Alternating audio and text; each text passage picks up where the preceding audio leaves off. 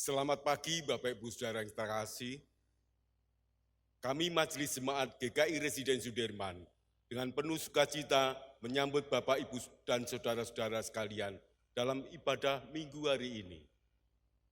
Sebelum kita mulai ibadah, marilah terlebih dahulu memperhatikan etika kebaktian minggu di rumah. Kita menghayati kebaktian adalah sarana perjumpaan dengan Tuhan. Oleh sebab itu, selayaknya lah kita beribadah dengan penuh syukur, hikmat, dan hormat. Untuk itu sangat dimohon perhatian dan kerjasama saudara untuk hal-hal berikut ini. 1. Mari menjaga hati dan sikap saat beribadah. Tidak melakukan aktivitas-aktivitas lain, mengobrol dengan keluarga selama ibadah berlangsung. Kedua, arahkan anak-anak untuk mengikuti ibadah dengan tenang dan hikmat. Ketiga, ikutilah semua rangkaian ibadah sesuai dengan liturgi dari awal sampai selesai dengan tenang, hikmat, dan teratur. Selamat beribadah, Tuhan Yesus memberkati. Salam sejahtera Bapak, Ibu, Saudara yang terkasih dalam Tuhan Yesus Kristus. Marilah kita menundukkan hati dan mempersiapkan diri kita untuk mengikuti ibadah pada hari ini dengan menyanyikan sebuah lagu Allah yang Kekal.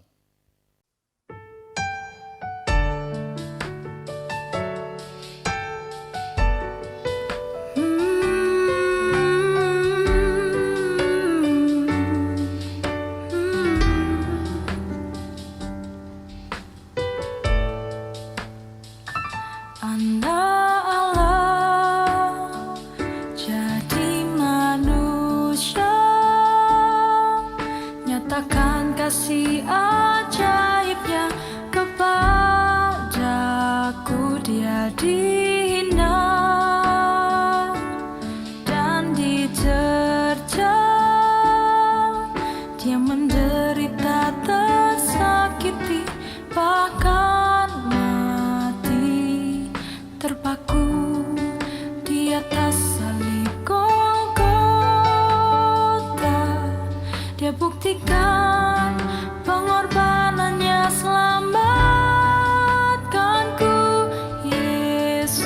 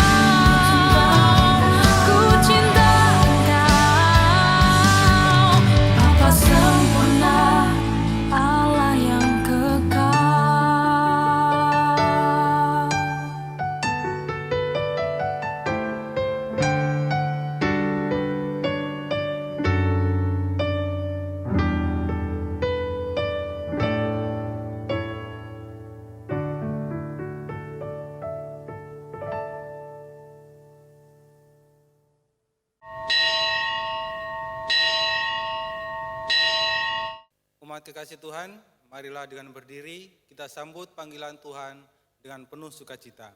Kita pujikan PKJ nomor 13, kita masuk rumahnya.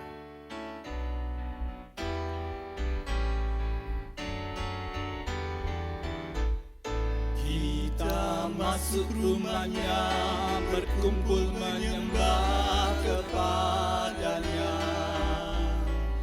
Kita masuk rumahnya, berkumpul menyembah kepadanya. Kita masuk rumahnya, berkumpul menyembah kepada Kristus. Menyembah Kristus Tuhan.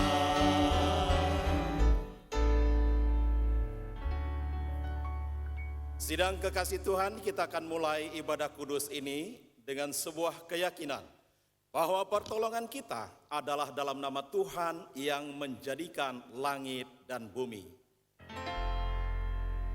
Amin,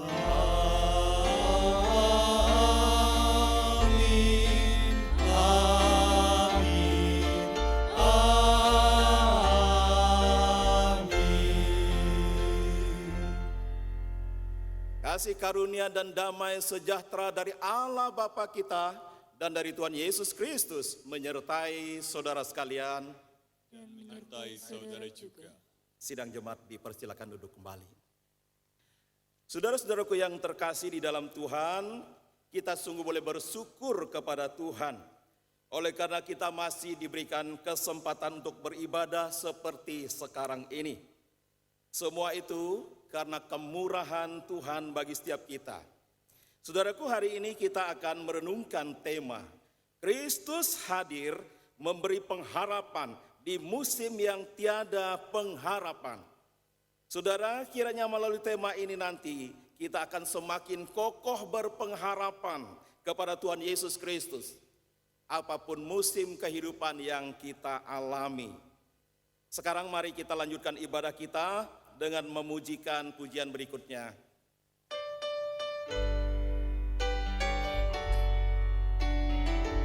Agunglah kasih Allahku. Agunglah kasih Allahku, tiada yang sepadannya. Neraka dapat diremku, ketika pun tergapailah. Karena kasih-Nya agunglah, Sang Putra menjelma. Dia mencari yang sesat dan diampuninya.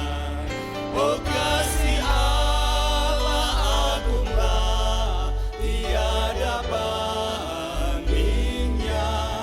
Kekal teguh dan mulia, dijunjung umatnya.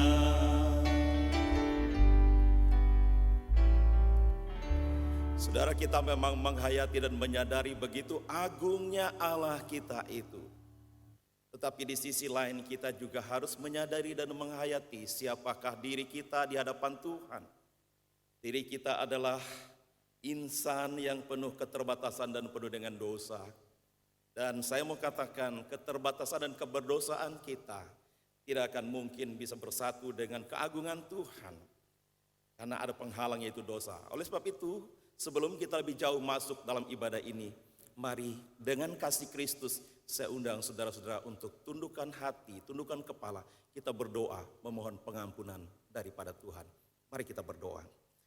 Ya Allah kami yang agung dan mulia, saat ini kami semua datang merendahkan diri ke hadapan-Mu. Memohon belas kasihan dan pengampunan-Mu ya Tuhan, atas segala keterbatasan dan kelemahan kami. Tuhan, kami sadar sebagai manusia yang tiada berdaya menghadapi musim-musim kehidupan yang tidak mudah. Itu seringkali menggoda kami untuk melakukan hal-hal yang tidak berkenan di hadapan-Mu Tuhan. Apa yang tidak berkenan di hadapan-Mu itulah yang seringkali menghambat kami untuk berjumpa dengan Engkau. seringkali menghambat kami untuk tidak bisa menikmati hadirat-Mu di dalam ibadah yang kami ikuti ini. Itu sebabnya Tuhan, pada saat ini kami semua datang merendahkan diri, memohon belas kasihan dan pengampunan daripada Engkau. Mari Tuhan, sambut dan terimalah doa permohonan ampun kami, agar kami boleh leluasa menikmati Engkau di dalam ibadah ini. Inilah permohonan kami Tuhan, yang kami naikkan hanya di dalam nama Tuhan kami Yesus Kristus. Kami sudah berdoa. Amin.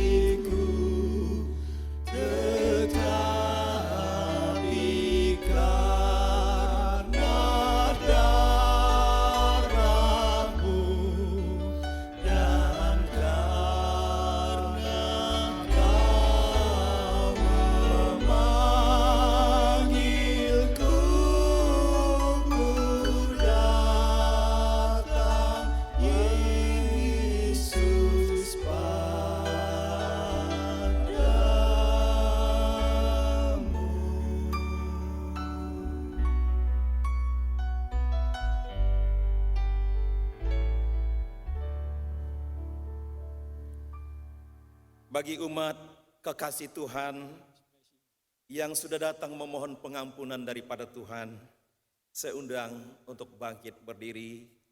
Kita akan menerima berita anugerah dari Tuhan yang saya baca dari Roma pasal 3 ayat 23 sampai dengan ayat 24.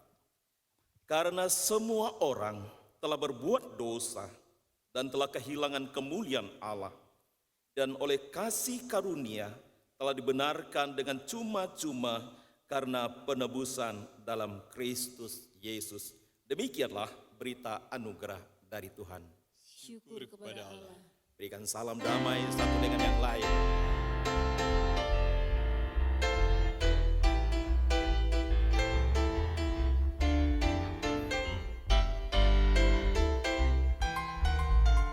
Bersukacitalah selalu, tunjukkan wajah gembiramu.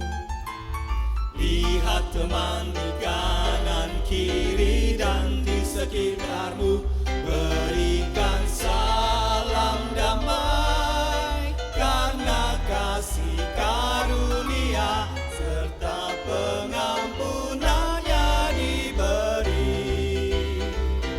Hiduplah dalam damai, seorang dengan yang lain, itu kehendak Tuhan bagimu. Saudaraku, sebagai umat yang telah diampuni dosa dan kesalahannya, dan yang telah menerima anugerah kasih dan keselamatan dari Tuhan Yesus Kristus, marilah kita meresponinya dengan iman dan penuh rasa syukur.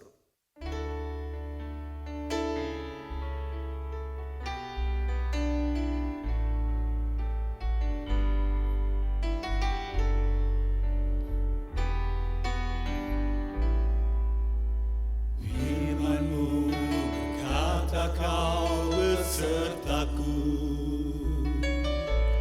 maka kuat roh dan jiwaku. Tangan-Mu Tuhan selalu ku nantikan, di setiap langkah ku percaya. Dengan sayap-Mu ku akan terbang tinggi, di tengah badai hidup ku tak menyerah. Kau kekuatan dan perlindungan bagiku, pertolonganku di tempat maha tinggi. Ku mengangkat tanganku, aku berserah.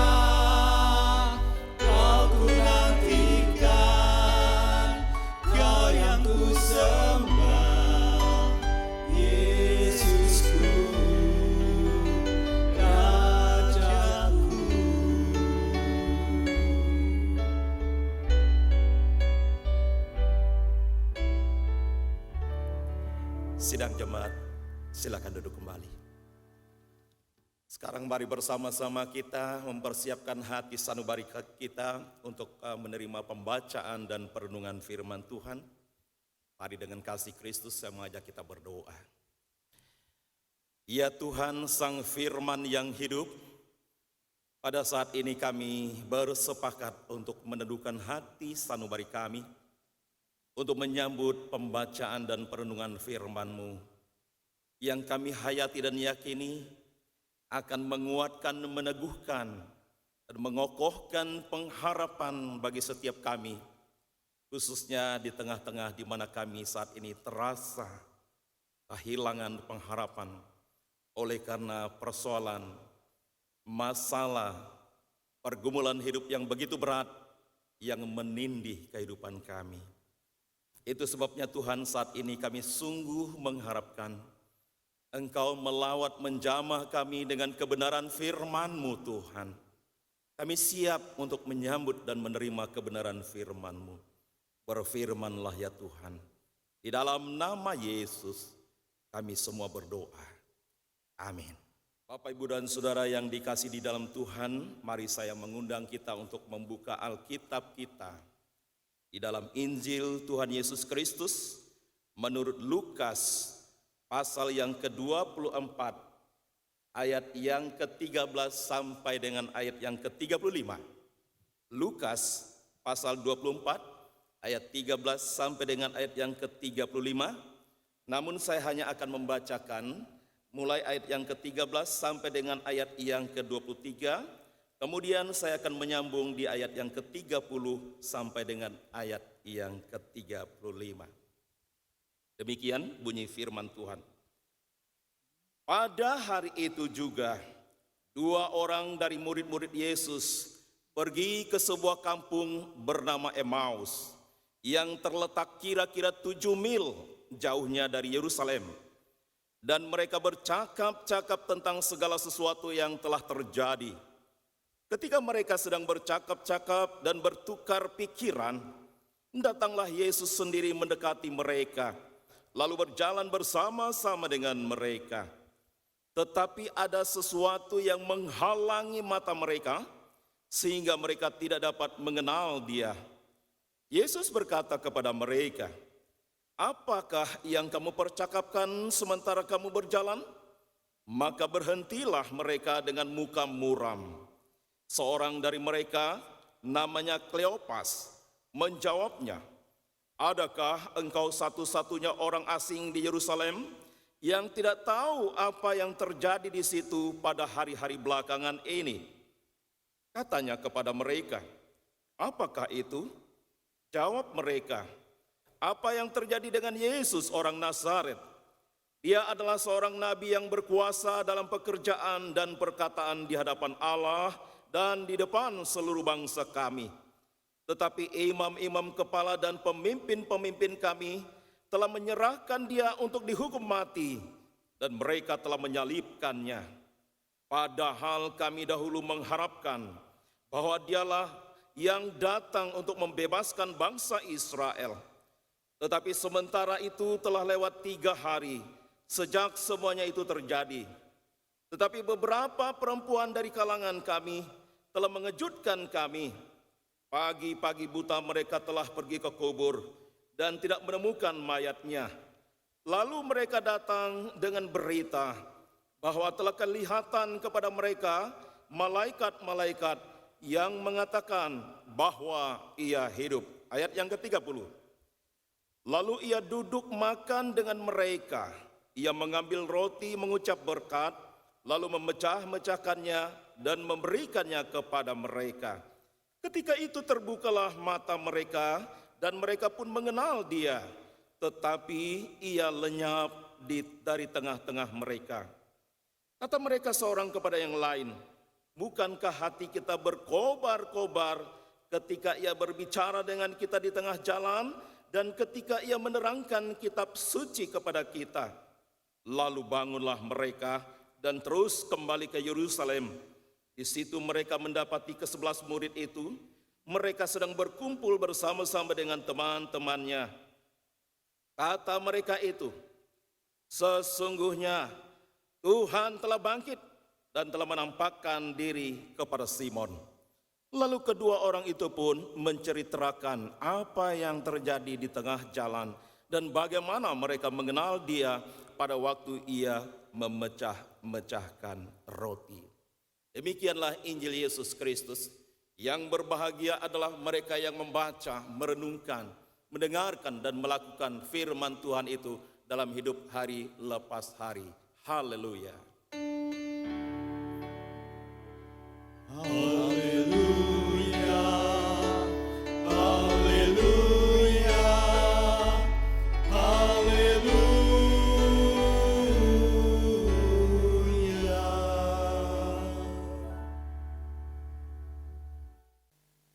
Salam Bapak, Ibu, dan Saudara yang dikasihi oleh Tuhan kita Yesus Kristus.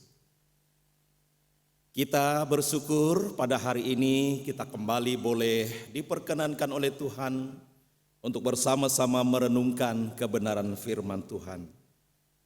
Perenungan kita hari ini saya beri judul Kristus hadir memberi pengharapan di musim yang tiada pengharapan. Saudaraku, di negara barat mengenal 4 musim. Musim dingin, musim semi, musim panas, dan musim gugur. Ada orang-orang yang senang ketika musim dingin tiba, karena mereka bisa menikmati indahnya salju. Namun di sisi lain ada orang-orang yang bersedih ketika musim dingin itu tiba, karena mereka tidak kuat diterpa hawa dingin yang ekstrim. Demikian juga dengan musim-musim yang lainnya. Selalu ada orang yang senang dan ada orang yang tidak senang. Kita di Indonesia mengenal 2 musim, yaitu musim kemarau dan musim hujan. Para petani umumnya sangat senang ketika musim hujan tiba, karena mereka bisa bercocok tanam dengan leluasa. Tetapi mereka akan bersedih ketika musim kemarau itu tiba.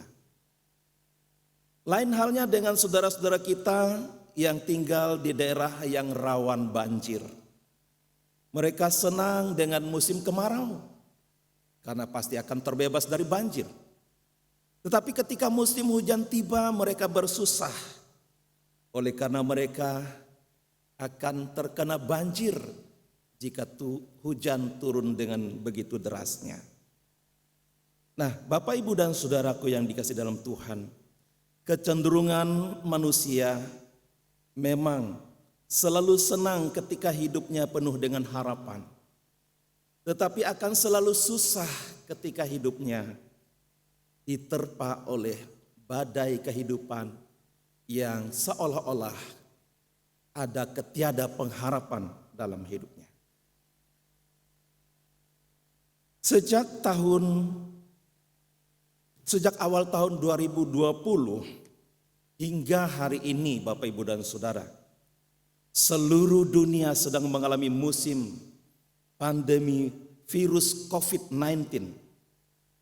Wabah virus yang telah menelan begitu banyak korban, yang melanda seluruh dunia, yang memporak-porandakan tatanan kehidupan baik sosial, ekonomi.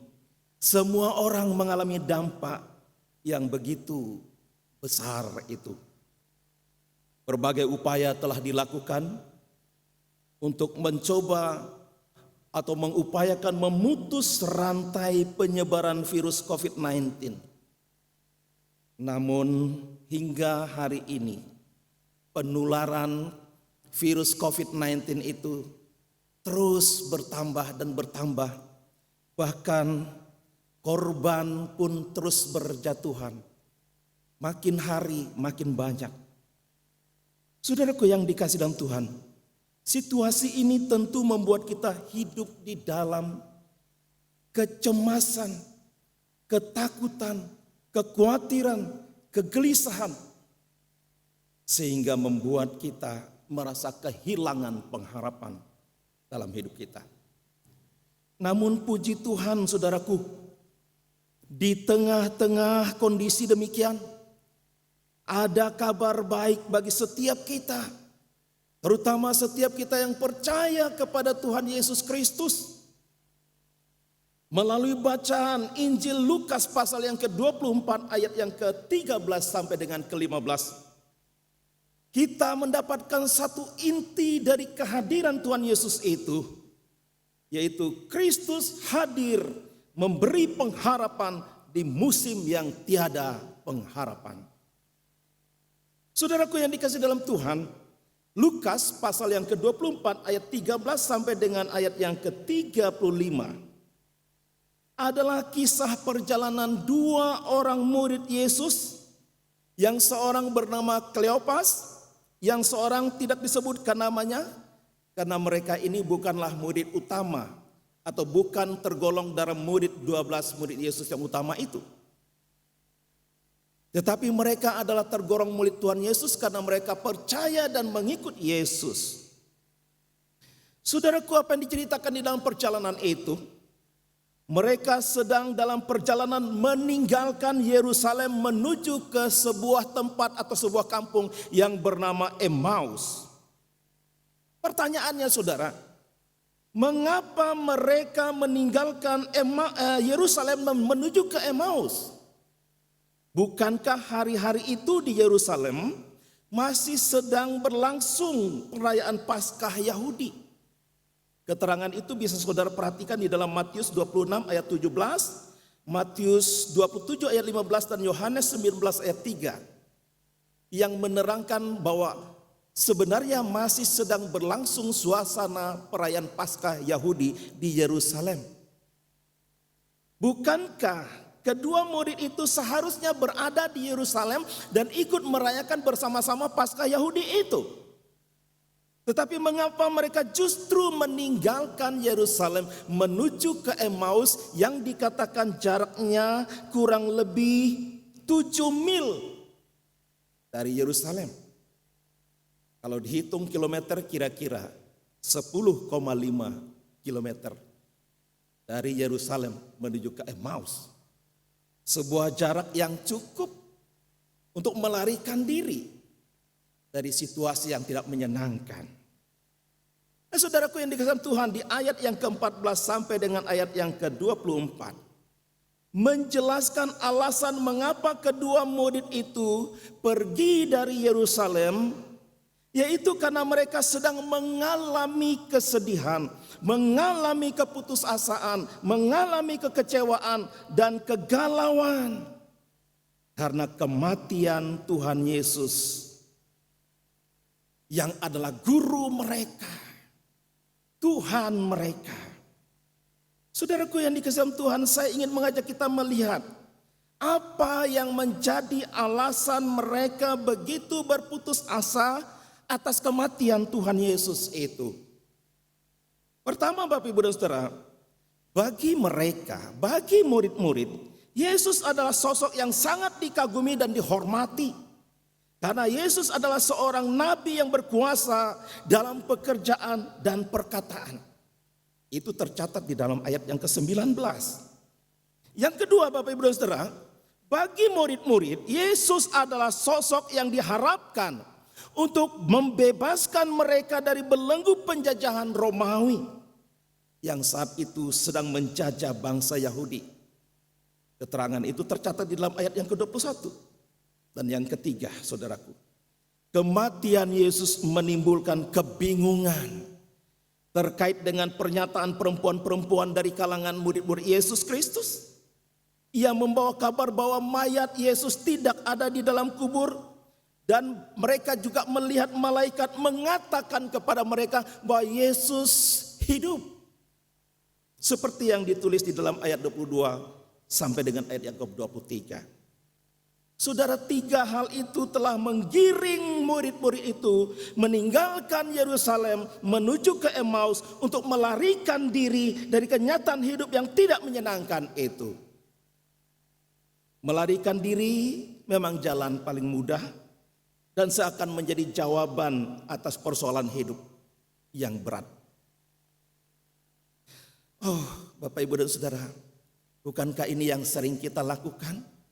Ketika kita ada masalah, ada pergumulan, ada persoalan hidup, ada hal-hal yang tidak ideal terjadi di dalam hidup kita, kita cenderung melarikan diri dari persoalan itu. Kita cenderung melarikan diri dari masalah itu. Kita takut menghadapinya. Tetapi saya mau katakan, itu bukan jalan keluar. Justru ketika melarikan diri dari setiap yang tidak kita sukai, melarikan diri dari persoalan-persoalan yang timbul, baik kita sengaja maupun tidak sengaja, ini akan membawa kepada keterpurukan yang lebih dalam lagi.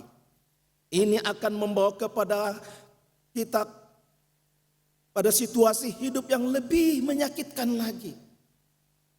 Dan tentu pengharapan itu akan semakin jauh dan semakin jauh dari kita. Itulah yang sebenarnya dialami oleh dua murid yang meninggalkan Yerusalem menuju ke Emmaus. Melarikan diri dari realita hidup. Mereka tidak berani menghadapinya. Tetapi puji Tuhan, saudara, di saat mereka sedang kehilangan pengharapan, Yesus datang mendekati mereka. Di ayat 15 dengan jelas dikatakan, ketika mereka sedang bercakap-cakap dan bertukar pikiran, datanglah Yesus sendiri mendekati mereka, lalu berjalan bersama-sama dengan mereka. Itu berarti, saudaraku, bahwa Yesus sendirilah yang berinisiatif untuk datang mendekati dan berjalan bersama-sama dengan mereka. Hal itu mau menunjukkan bahwa Yesus tidak membiarkan mereka kehilangan pengharapan. Yesus tidak ingin melihat murid-murid yang larut di dalam keputusasaan. Yesus tidak membiarkan murid-muridnya lari dari kenyataan hidup yang bisa membuat mereka semakin jauh daripada pengharapan itu. Namun di dalam ayat yang ke-16 dikatakan, tetapi ada sesuatu yang menghalangi mata mereka sehingga mereka tidak bisa melihat dan mengenal Yesus Kristus. Apa yang terjadi dengan mereka, Bapak, Ibu, dan Saudara? Padahal dikatakan mereka adalah murid Yesus. Tetapi mengapa di tengah jalan ketika mereka bercakap-cakap tentang hal yang membuat mereka bersedih, membuat mereka kecewa, membuat mereka putus asa, dan Yesus hadir di sana, justru mereka tidak bisa mengenal bahwa itu adalah sosok Yesus. Dikatakan ada sesuatu yang menghalangi mata mereka sehingga mereka tidak bisa mengenal Dia. Apakah mereka buta, rabun, atau berkelilipan? Oh tidak, saudara, tidak. Mereka sehat penglihatannya. Yang buta adalah mata hati mereka, mata rohani mereka yang dibelenggu oleh ketakutan, dibelenggu oleh keputusasaan, dibelenggu oleh kekecewaan, dibelenggu oleh kegalauan hidup karena persoalannya mereka hadapi. Tidak jarang, Bapak, Ibu, dan Saudara, kita sulit melihat hadirnya pengharapan di dalam Tuhan Yesus Kristus ketika kita terlalu terfokus kepada masalah yang mendera kita, terfokus kepada persoalan yang mendera hidup kita, terfokus kepada kesedihan kita, terfokus kepada keputusasaan kita, sehingga kita sulit melihat hadirnya Yesus yang membawa pengharapan dalam hidup kita. Itulah yang terjadi dalam diri dua orang murid yang berjalan ke Emmaus itu, sehingga mereka tidak bisa melihat dan mengenal Yesus yang sedang berjalan bersama-sama dengan mereka. Tetapi Bapak, Ibu, dan Saudara, kabar gembiranya baik bagi murid itu, demikian juga bagi setiap kita. Kasih Tuhan Yesus Kristus tidak pernah terhalang oleh ketakutan mereka. Kuasa Tuhan Yesus tidak pernah terhalang oleh ketidakberdayaan mereka. Bahkan pengharapan Tuhan Yesus pun tidak pernah terhambat oleh kekecewaan hidup mereka. Saudaraku yang dikasih dalam Tuhan, ayat 27 sampai 30 menjelaskan cara Tuhan Yesus membuka pintu pengharapan bagi mereka dengan menjelaskan, mengajarkan, dan menunjukkan siapa diri mereka kepada dua orang murid yang sedang mengalami kehilangan pengharapan itu. Pada bagian-bagian itu dijelaskan bahwa Yesus mengatakan apa yang sudah mereka dengar, apa yang sudah mereka ketahui, apa yang sudah mereka lihat, dan apa yang sudah mereka alami ketika mereka masih bersama-sama dengan Yesus sebagai murid Tuhan Yesus yang semuanya tercatat di dalam kitab suci.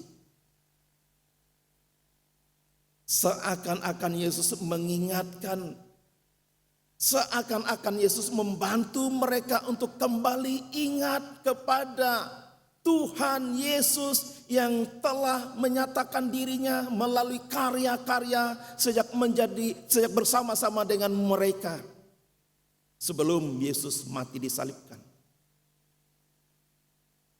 Bapak, Ibu, dan saudaraku yang dikasihi dalam Tuhan, tidak jarang ketika kita ada dalam keterpurukan hidup, kita menjadi lupa akan janji-janji Tuhan. Kita menjadi lupa akan karya-karya Tuhan. Kita menjadi lupa akan penyertaan pemeliharaan Tuhan yang sebetulnya kita terus-menerus alami dalam hidup kita. Karena kita terlalu melayani kekhawatiran kita, melayani kesedihan kita, melayani kekecewaan kita atas situasi yang kita hadapi.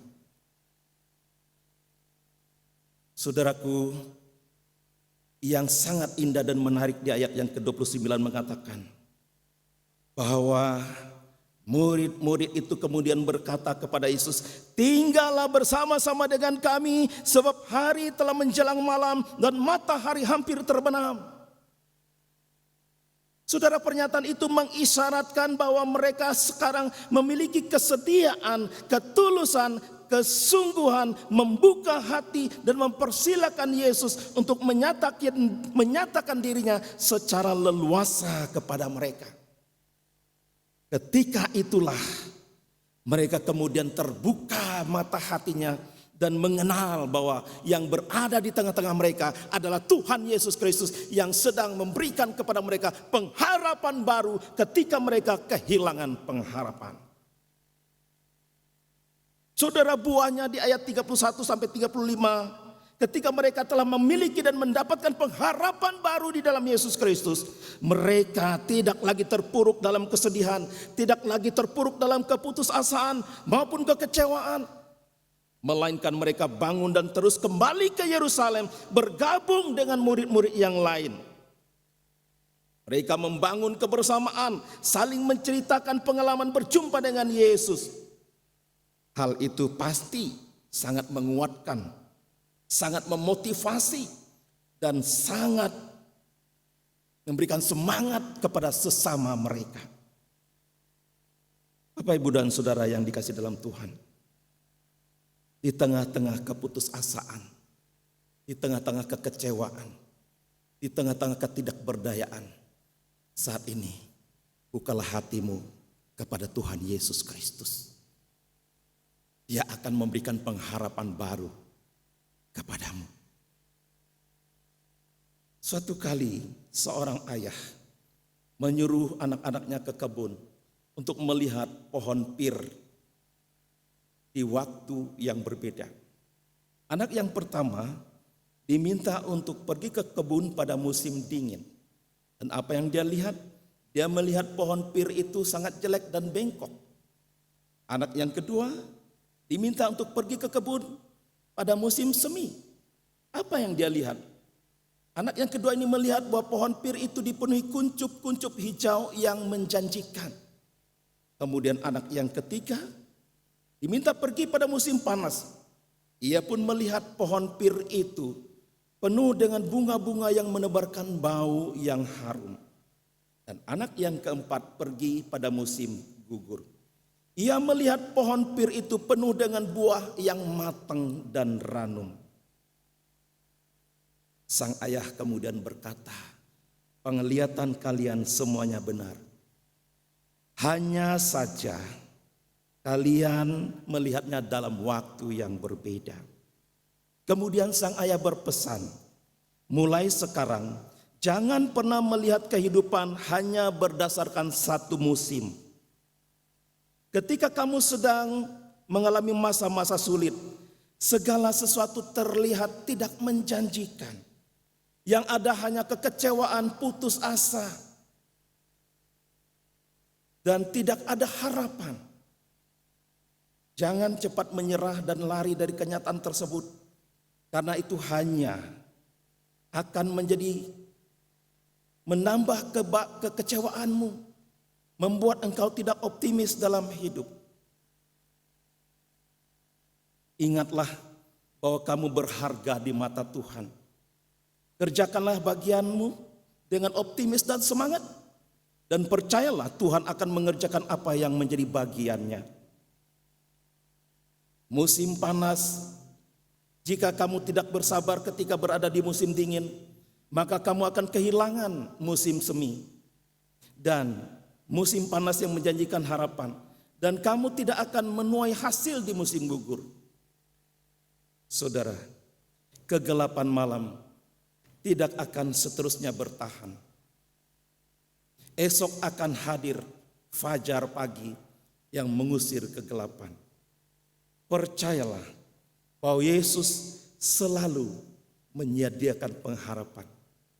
Bahwa di dalam Yesus selalu tersedia pengharapan bagi setiap orang yang percaya kepadanya. Jangan putus asa, jangan gelisah, jangan kecewa. Lakukan bagianmu dengan optimis, kerjakan dengan baik, dan Tuhan akan mengerjakan bagiannya. Tuhan memberkati saudara. Umat sekalian diajak untuk bangkit berdiri. Dengan berdiri dan sikap sempurna, mari kita bersama dengan umat Allah di masa lalu, masa kini dan masa depan, mengingat pengakuan iman pada baptisan kita menurut pengakuan iman rasuli yang berbunyi demikian. Aku percaya kepada Allah, Bapa yang Maha Kuasa, Khalid langit dan bumi, dan kepada Yesus Kristus, anaknya tunggal Tuhan kita, yang dikandung dari Roh Kudus, lahir dari anak darah Maria, yang menderita sengsara di bawah pemerintahan Pontius Pilatus, disalibkan, mati dan dikuburkan, turun ke dalam kerjaan maut. Pada hari yang ketiga, bangkit pula dari antara orang mati, naik ke surga, duduk sebelah kanan Allah, Bapa yang Maha Kuasa. Dan dari sana ia akan datang untuk menghakimi orang yang hidup dan yang mati. Aku percaya kepada Roh Kudus, gereja yang kudus dan am, persekutuan orang kudus, pengampunan dosa, kebangkitan orang mati, dan hidup yang kekal. Amin. Umat dipersilakan duduk kembali. Saudara, mari bersama kita masuk dalam doa syafaat. Mari kita berdoa.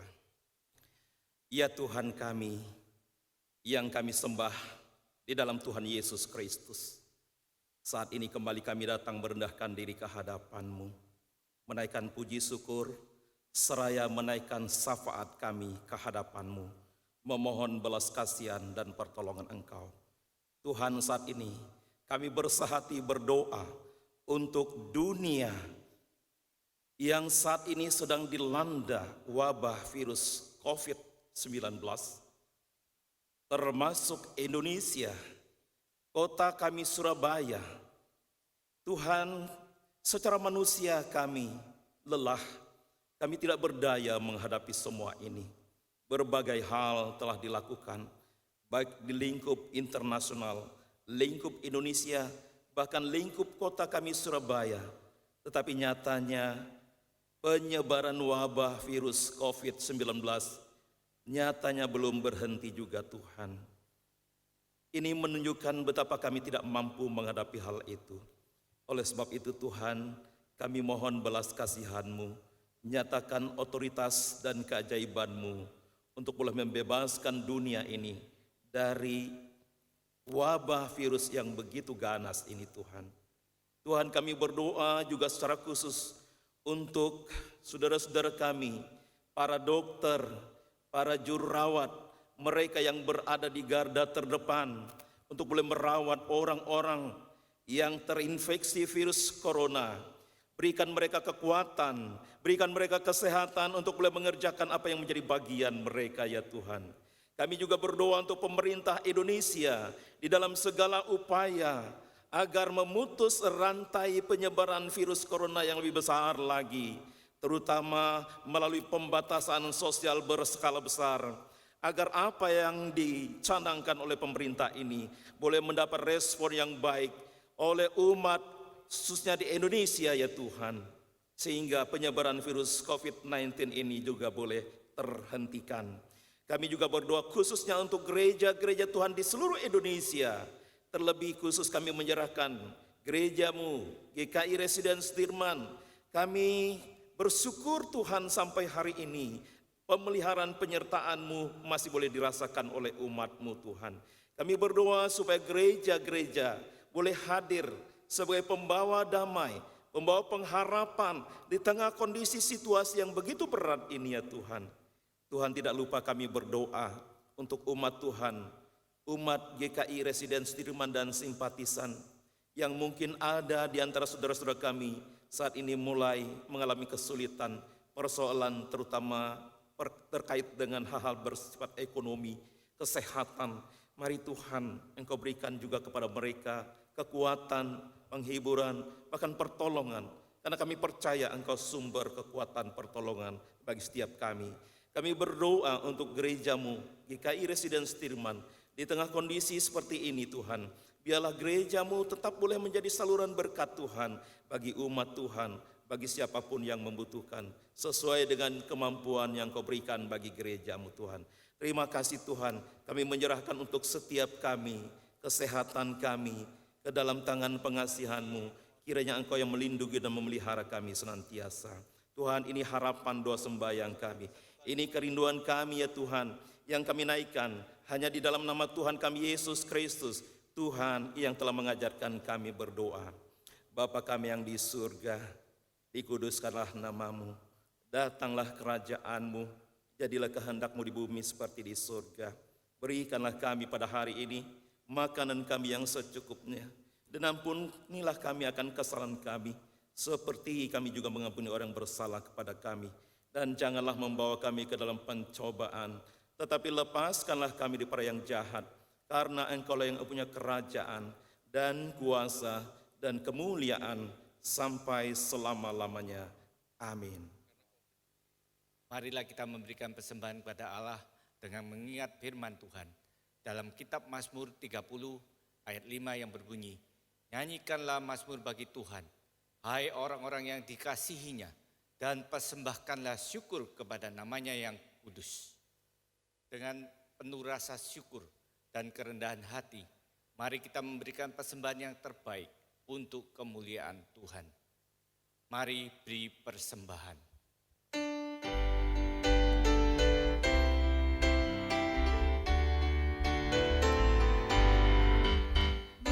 Beri persembahan yang terbaik baginya. Mari beri persembahan yang terbaik baginya. Karena Dialah Tuhan yang tebus dosa kita, akan diberikan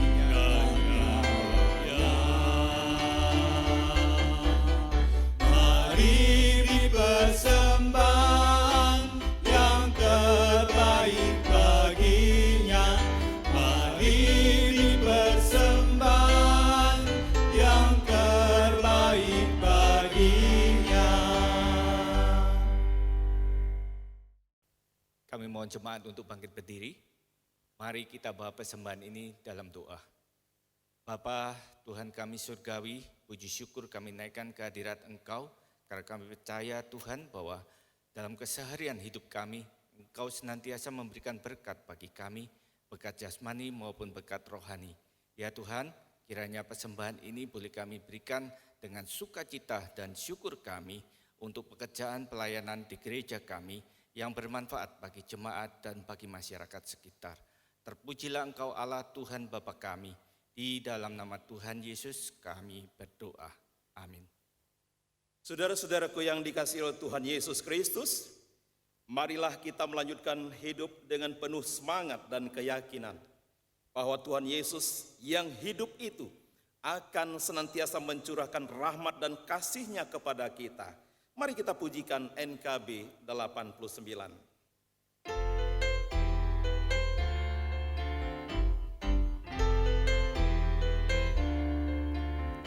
Ku tahu mengalisku hidup dan telah berdiri di dunia, dan Tuhan beri hidup abadi, rahmat dan kasih milik-Nya.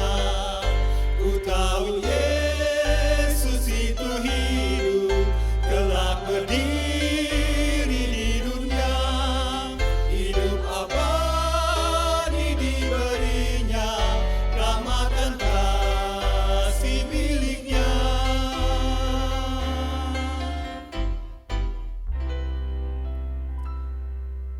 Sidang jemaat yang dikasihi oleh Tuhan, sekarang arahkanlah hatimu kepada Tuhan. Kami mengarahkan hati kami kepada Tuhan, Jadilah saksi Kristus. Syukur kepada Allah, Terpujilah Tuhan. kini dan selamanya. Sekarang buka hatimu dan terima berkat Tuhan. Tuhan memberkati engkau dan melindungi engkau. Tuhan menyinari engkau dengan wajah-Nya dan memberi engkau kasih karunia. Tuhan menghadapkan wajah-Nya kepadamu dan memberi engkau damai sejahtera mulai sekarang ini sampai selama-lamanya. Amin.